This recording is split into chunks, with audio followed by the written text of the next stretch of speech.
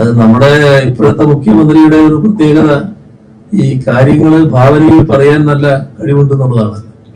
അതാണ് ചിലപ്പോൾ നുണാന്ന് പറയുന്നത്.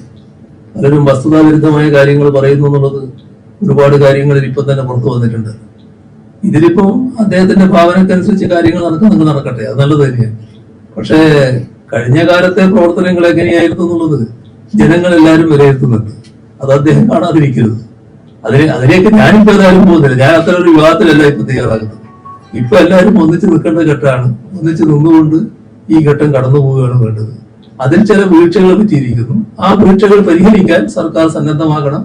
അത്രത്തോളം മാത്രമേ ഇപ്പൊ ഞാൻ പറയുന്നുള്ളൂ. മറ്റേ വളരെ കൂടുതൽ വിമർശനങ്ങൾ ഉന്നയിക്കേണ്ട ഒരു സമയമല്ല ഇത് എന്നുള്ളത് കൊണ്ടാണ് അതിലേക്ക് കടക്കാത്തത്. ഈ രാജേഷിന്റെ കാര്യത്തിൽ വലിയൊരു വീഴ്ചയാണ് ഉണ്ടായത്. പക്ഷെ ഉദ്യോഗസ്ഥ തലത്തിലേക്ക് മാത്രം അവരുടെ താഴെക്കിടയിൽ പറ്റിയ വീഴ്ചയാണെന്ന രീതിയിലാണ് പലപ്പോഴും മന്ത്രിമാരൊക്കെ വ്യാഖ്യാനിക്കുന്നത്. കൃത്യമായിട്ടുള്ള നടപടിക്രമങ്ങളൊക്കെ ഇല്ല ഇങ്ങനെയുള്ള ഇത്തരം കാര്യങ്ങൾ വരുമ്പോ ഈ ഇദ്ദേഹത്തെ കാണാതായപ്പോ തന്നെ അത് നാടിന്റെ ഒരു നൊമ്പരമായിട്ട് മാറുകയാണ്. കാരണം രക്ഷാപ്രവർത്തനത്തിനിടക്കാണ് കാണാതാവുന്നത്. രക്ഷിച്ചയാള്, രക്ഷപ്പെട്ടയാള്, അദ്ദേഹം രക്ഷപ്പെടുത്തിയയാള്, അദ്ദേഹം മാധ്യമങ്ങളോട് കാര്യങ്ങൾ പറയുന്നുണ്ട്. അതെല്ലാം കൂടി നാടിന്റെ ശ്രദ്ധയിൽ നല്ല നിലക്കത് വന്നു കഴിഞ്ഞിരിക്കുന്നു. അപ്പൊ അത്തരം ഒരു കാര്യത്തിൽ അവിടെയുള്ള ഏതെങ്കിലും ഒരു ഉദ്യോഗസ്ഥൻ മാത്രം നടപടിയെടുക്കുക എന്നുള്ളതല്ല വരിക. എവിടെയെല്ലാം ശ്രദ്ധിക്കപ്പെടണോ അവിടെയെല്ലാം ആ ശ്രദ്ധ അപ്പോഴേക്ക് എത്തും. അതിന്റെ ഭാഗമായുള്ള ഇടപെടലുകൾ വരും, സ്വാഭാവികമായിട്ടുള്ള ബന്ധപ്പെടലുകൾ വരും. എന്തായാലും ചോദ്യങ്ങളുണ്ടാവും. എല്ലാം ഉണ്ടായോ എന്താണ് ഇവിടെ ചിന്തിക്കേണ്ടത്. അത്രയും ഞാൻ പറഞ്ഞില്ലേ, അത് അത്തരം കാര്യങ്ങളിലേക്ക് ഇപ്പൊ കൂടുതലായിട്ട് പോകാനല്ല ഞാൻ ഉദ്ദേശിക്കുന്നത്. ഇതില് സാധാരണഗതിയിൽ സംഭവിക്കാൻ പറ്റാത്തൊരു വീഴ്ച സംഭവിച്ചിരിക്കുന്നു. മറ്റൊരാളെ രക്ഷപ്പെടുത്തുന്നതിന് വേണ്ടി സ്വന്തം ജീവൻ അർപ്പിച്ച ഒരു വ്യക്തിയോട് അങ്ങേയറ്റത്തെ അനാദരവുണ്ടായിരിക്കുന്നു. അതിൽ സർക്കാർ ഫലപ്രദമായ ഇടപെടൽ ഉണ്ടാകും. ഈ ക്ഷേമ പെൻഷൻ വീടുകളിൽ കൊണ്ടുകൊടുക്കുന്നതിന് പകരം ബാങ്ക് ത്രൂ ആക്കുന്നതിനുള്ള തീരുമാനത്തിലേക്ക് എത്തിയിട്ടുണ്ട്. എന്താണ് അതിന് പ്രതികരണം? ക്ഷേമ പെൻഷന്റെ കാര്യത്തില് ക്ഷേമ പെൻഷൻ നമ്മുടെ നാട്ടിൽ കുറ്റമറ്റ രീതിയിൽ നടന്നു പോവുക. അതില് ഈ പറയുന്ന ഇപ്പൊ വാർത്തകളിൽ കണ്ടത് ആരോഗ്യമുള്ള ആളുകൾക്ക് പെൻഷൻ നേരിട്ട് അക്കൗണ്ടിലേക്ക് കൊടുക്കുക എന്നുള്ളതാണ്. അതിനോട് സാധാരണ രീതിയിൽ വലിയ വിയോജിപ്പുണ്ടാവില്ല. പക്ഷെ പ്രശ്നം എന്താ, ഇവിടെ കൊടുക്കുന്നത് നേരിട്ട് പോയി അക്കൗണ്ടിൽ നിന്ന് എടുക്കാൻ ശേഷിയില്ലാത്ത, അങ്ങനെ ചലനശേഷി ഇല്ലാത്ത ആളുകളുണ്ട്. കുറെ പേര് പ്രായത്തിന്റെ വല്ലാത്ത ആവശ്യതയുള്ളവര്, ചിലർ പൂർണ്ണമായി കിടപ്പിലായി പോയവര്, അങ്ങനെയുള്ള ആളുകളുണ്ട്. ഇവരുടെ ആകെ പണം ഇനി ഈ പെൻഷൻ മുഴുവൻ അക്കൗണ്ടിലേക്കാണ് പോവുക എന്ന് ഒറ്റയടിക്ക് തീരുമാനിക്കുന്ന ഒരു തരത്തിലും ഭംഗിയായിട്ടുള്ള കാര്യം. അതിനെക്കുറിച്ചൊരു പഠനം ഗവൺമെന്റ് നടത്തണമല്ലോ. അങ്ങനെയാണെങ്കിൽ എന്താണ് അവസ്ഥ? ഇവരുടെ കൂട്ടത്തിൽ എത്ര പേര് ഇങ്ങനെ ഈ ഗവൺമെന്റ് വിചാരിക്കുന്ന പോലെ പോയിട്ട് അക്കൗണ്ട് കൈകാര്യം ചെയ്യാൻ പറ്റുന്ന ആരോഗ്യസ്ഥിതിയുള്ളവരുണ്ടോ? അത് പഠിച്ചുകൊണ്ടല്ലേ ചെയ്യേണ്ടത്. അങ്ങനത്തെ പഠനവും നടത്തിയിട്ടില്ല. അപ്പോ ഫലത്തിൽ ഇത് പെൻഷനെ പ്രതികൂലമായി ബാധിക്കുന്ന അവസ്ഥയിലേക്കാണ് എത്തുക. അത് ശരിയായ രീതിയല്ല, അത് ശരിയായ നടപടിയല്ല.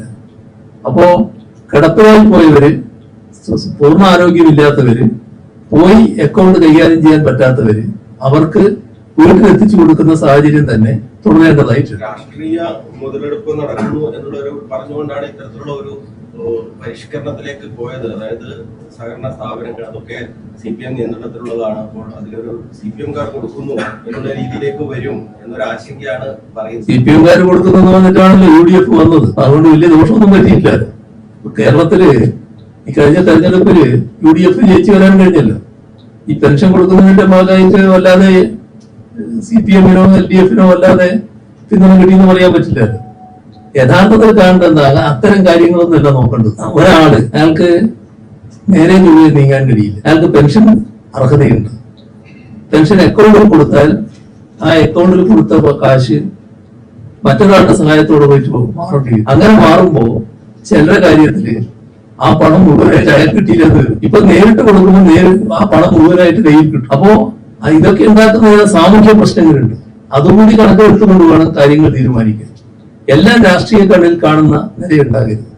എന്നാൽ അതേസമയം ആരോഗ്യമുള്ളവരുണ്ടെങ്കിൽ അവരുടെ കാര്യത്തിൽ ആവശ്യമായ തീരുമാനങ്ങൾ എടുക്കുകയും ചെയ്യാം. ദുരിതത്തിലൂടെ കടന്നു പോകുമ്പോൾ മുഖ്യമന്ത്രി ഒരു ആഘോഷത്തിൽ പങ്കെടുത്ത് സുഖസുഭിക്ഷമായ സദ്യ കഴിച്ചു എന്ന ഒരു വിവാദം ഉയർന്നു വന്നു.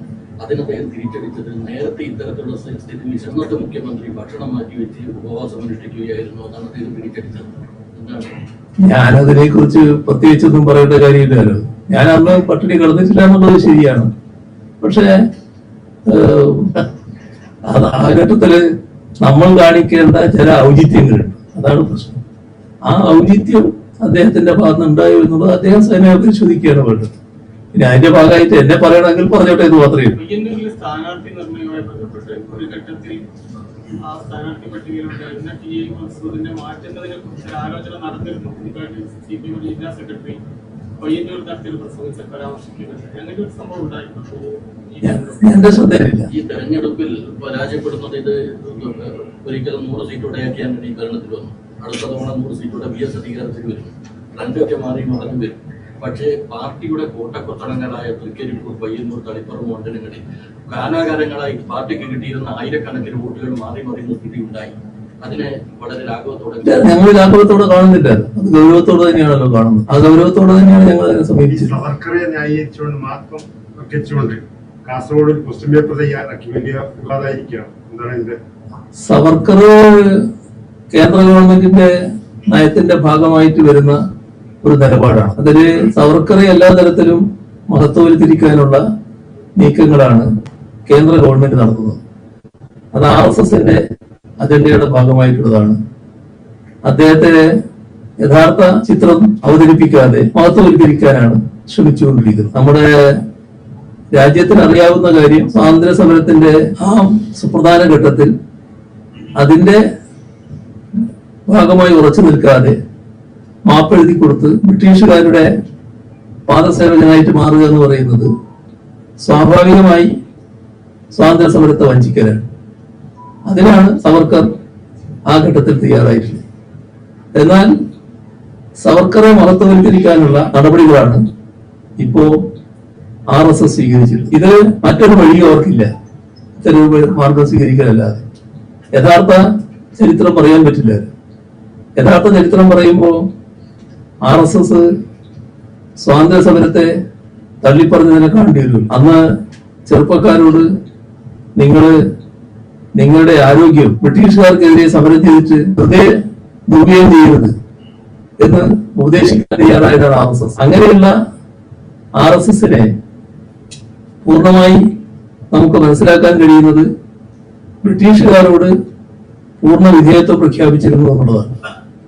മാത്രമല്ല ബ്രിട്ടീഷ് വൈസ്രോയി അടക്കം കണ്ടിട്ട് പൂർണ്ണ പിന്തുണ, നിങ്ങളിവിടെ തുടർന്നത് ഞങ്ങൾക്ക് യാതൊരു പ്രയാസവുമില്ല, നിങ്ങളെ എതിർക്കുകയല്ല എന്ന നിലപാട് സ്വീകരിച്ചവരാണവർ. അപ്പൊ എല്ലാ അർത്ഥത്തിലും സ്വാതന്ത്ര്യ സമര പ്രസ്ഥാനത്തെ വഞ്ചിച്ചവരാണ്. നിർഭാഗ്യവശാൽ നമ്മുടെ രാജ്യത്തിന്റെ ഭരണാധികാരം ഇപ്പോ അവരാണ് നിയന്ത്രിക്കുന്നത്.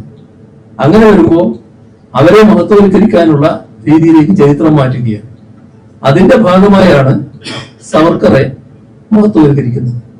അപ്പൊ അത്തരം ഒരു സമീപനം കേന്ദ്ര ഗവൺമെന്റ് സ്വീകരിക്കുമ്പോൾ ആ കേന്ദ്ര ഗവൺമെന്റിന്റെ പുത്തൻ വിദ്യാഭ്യാസ നയം, ആ നയം നമ്മുടെ കേരളത്തില് നടപ്പാക്കാതിരിക്കുകയായിരുന്നു. അത് നടപ്പാക്കുന്നതിനുള്ള നടപടിയാണ് ഇപ്പോഴത്തെ ഗവൺമെന്റ് സ്വീകരിച്ചിരുന്നത്, UDF ഗവൺമെന്റ് സ്വീകരിച്ചിരുന്നത്.